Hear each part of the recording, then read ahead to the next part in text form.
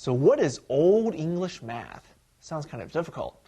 Hi, I'm Jimmy Chang. I've been teaching college mathematics for 9 years.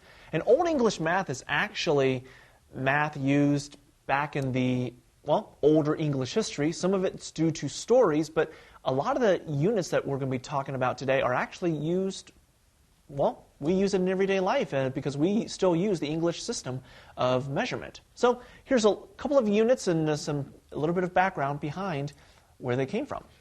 Now, we're going to start off first with a foot.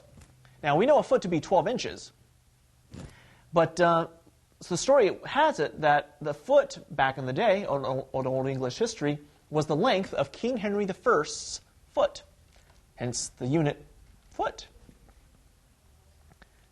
Now, a yard, which we know is to be 3 feet or 36 inches, back then was the distance between your nose and your middle finger when you outstretch your arm. So if you stretch out your arm, you can find out the distance from your nose to the middle finger, and that is the definition of what a yard was back then. An inch, which we know approximately to the metric system of centimeter, an inch was 2.54 centimeters, but the story then was it was the width of your thumb. So the width of your thumb was known as an inch.